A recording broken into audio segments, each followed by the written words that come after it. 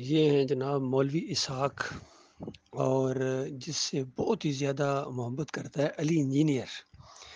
اور علی انجینئر اسی کی وجہ سے صحابہ کرام پر بھی کتنے اصحاب رسول ہیں، خاص کر معاویہ رضی اللہ تعالیٰ عنہ کے بارے میں اتنی بکواس کی ہے علی انجینئر نے اور اس مولوی اسحاق نے، اور اسی وجہ سے ہمیں اس کے ساتھ نفرت ہے۔ صحابہ کے ساتھ جو نفرت کرے یا صحابہ کے اوپر جو انگلیاں اٹھائے اور بغض رکھے، ان کے لیے ہمارے دلوں میں بغض ہے۔ اور یہ بھی خیر مر گیا، اپنے انجام کو پہنچا ہے۔ اب اس کو پتہ چل گیا ہوگا کہ یہ کس راستے پر ہے، اور وہ صحابہ اکرام کتنے عزت والے تھے، اللہ نے ان کو عزت دی ہے۔ سب تابعین، تبع تابعین، کیا مقام ان لوگوں کا، خاص کر جنہوں نے تلواروں کی چھاؤں کے نیچے اپنی زندگیاں بسر کی، اندازہ لگائیے ان کے اوپر یہ ڈرائنگ روموں میں بیٹھ کے، یہ اسٹیجوں کے اوپر بیٹھ کے اجرتی مولوی، یہ رام خور، یہ ان کے اوپر انگلیاں اٹھاتے ہیں، ان کے اوپر لان تان کرتے ہیں۔ تو یہ بہت ہی بڑا ظالم مولوی گزرا ہے، یقین کریں اس نے بہت اسلام کو نقصان پہنچایا ہے۔ اور یہ کہہ رہا ہے کہ ہر ایک کے پیچھے نماز ہوتی ہے، اور تمہارے اوپر نماز نہیں، تم پیچھے پڑھو یا آگے پڑھو، تم بیت اللہ میں بھی پڑھو، تمہاری نماز نہیں ہے، بالکل تمہارے اوپر نماز فرض نہیں ہے۔ مولوی اسحاق اور علی انجینئر اور جتنے بھی یہ ہیں ان کے آگے پیروکار ہیں، چاہے ڈاکٹر اسرار کے ہوں یا اعلیٰ حضرت کے ہوں، جتنے بھی ہیں، بریلوی ہوں، دیوبندی ہوں، اہل حدیث ہوں، سلفی ہوں، حنبلی ہوں، آج کے یہ سب کے عقیدے خراب ہیں، مشرکانہ۔ ان سب مولویوں کو میں نے دیکھ لیا ہے۔ ابھی تو صرف آپ کا یہ اجمی مولویوں سے واسطہ پڑا، جب عربی مولویوں سے واسطہ پڑے گا اور مصری مولویوں سے واسطہ پڑے گا اور انڈین مولویوں سے جب واسطہ پڑے گا، اور خاص کر بنگالی مولویوں سے جب واسطہ پڑے گا، پھر آپ کو پتہ چلے گا کہ کس قدر اسلام کے دشمن اور کس قدر ایمان کے یہ انکاری اور شرک اور کفر اور مسلک پرست لوگ ہیں۔ ایسے نہیں پوری دنیا میں اللہ کے عذاب کی لپیٹ میں یہ آئے ہوئے۔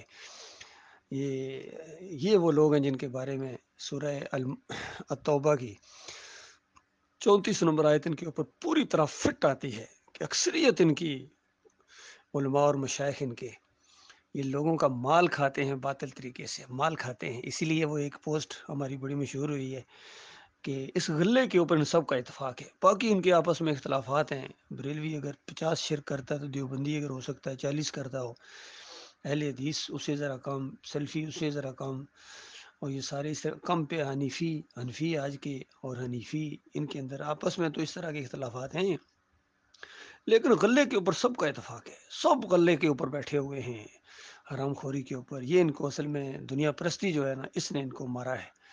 اور امتحان ہی اسی چیز کا ہے، کون آخرت کا ماننے والا اور کون دنیا کا چاہنے والا۔ یہ دنیا امتحان گاہ ہے حضرت جی، یہ تھوڑی سی ٹھہرنے کی جگہ ہے، آخرت بنانے کی ایک جگہ ہے، اور یہاں تم دنیا کی طرف لپکے ہو۔ تو بڑی مناسب مثال دی ہے اللہ نے، اور اللہ سے زیادہ کون بہتر مثال دے سکتا ہے؟ کوئی بھی نہیں۔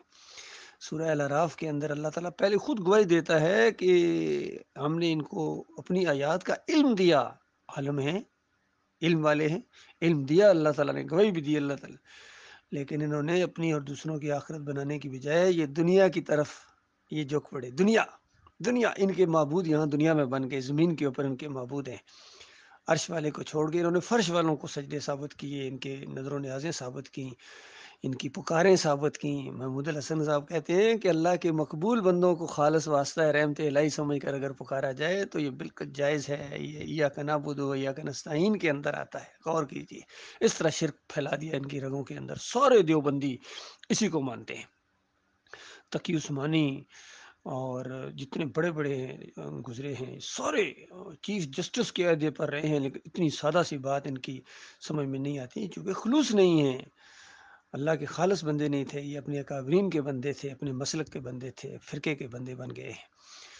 اشرف علی تھانوی حکیم الامت، اندازہ لگائیے، حکیم الامت کہتے ہیں کہ اللہ کے بندوں کو نبی کا بندہ کہا جا سکتا ہے، اور توحید کے چیمپئن ٹھیکیدار دین کے محمد حنیف کہتے ہیں کہ یہ یوسف علیہ السلام کو سجدہ، یہ اصل میں اللہ ہی کو سجدہ تھا۔ اندازہ لگائیں ان کے دماغ کے اندر کس طرح فطور آ گیا ہوئے، اور پھر الزام لگایا اللہ کے اوپر کہ اللہ کا حکم تھا، اللہ کی مشیت تھی۔ وہ کہاں حکم ہے دکھاؤ نا، وہاں وہ چپ ہو جاتا ہے۔ وہ کہاں حکم ہے؟ تمہارا حکم ہے، تم نے حکم دیا اپنی جماعت والوں کو کہ یوسف علیہ السلام کو سجدہ مانو، اور پھر تمہاری مشیت تھی، تم نے یہ چاہا، مشرکانہ عقیدہ، اور پھر ڈنڈے کے زور سے اس کو منوایا، طاقت کے زور سے۔ تو یہ ہوا ہے، سب کے ساتھ یہی ہوا ہے اللہ کے بندو۔ تو یہ معاملہ ہے، اللہ تعالیٰ ان کے فریب سے جو مر گئے وہ تو پہنچ گئے، اب کوئی تلافی کا موقع نہیں ہے بالکل، جب تک قیامت قائم نہیں ہوتی اور اللہ کے دربار میں یہ فیصلے کی چیز نہیں جاتی ہے، ہم ان کے دشمن ہیں اور یہ ہمارے ظاہر بات نمبر 1 دشمن ہیں، کیونکہ انہوں نے ہمارے مالک کے ساتھ چھیڑ کی ہے۔ اور جو زندہ ہیں وہ اگر توبہ کریں تو یقین کیجیے اللہ کے ہاں بھی ان کی معافی ہے، اور ہماری نفرتیں بھی محبت کے اندر بدلی ہو جائیں گی۔ محمد حنیف جیسے آدمی کے اندر اگر یہ تبدیلی آ جائے، یہ شرک سے توبہ کر لے، ہم اس کے ساتھ بھی محبت کرنا شروع کر دیں گے اللہ کے لیے۔ اور یہ طریقہ ہمیں اللہ نے اپنی کتاب کے اندر بتایا، ابراہیم علیہ السلام نے یہی انداز اختیار کیا، حتیٰ تؤمنوا باللہ وحدہ، اس وقت تک دشمنی ہے، بغض ہے، اندر سے اٹھنے والا بغض ہے، جب تک تم شرک سے توبہ نہیں کرتے ہو اور اللہ اکیلے مالک کے اوپر تم ایمان لے آؤ، تو اس کے بعد ہماری ساری دشمنیاں دوستیوں میں بدلی جائیں۔ کتنی ہمارے ساتھ تم نے زیادتیاں کی ہیں، کتنے الزامات لگائے، ہم کسی چیز کی پرواہ نہیں کریں گے، اپنے مالک کے لیے سب معاف کر دیں گے اس انداز سے۔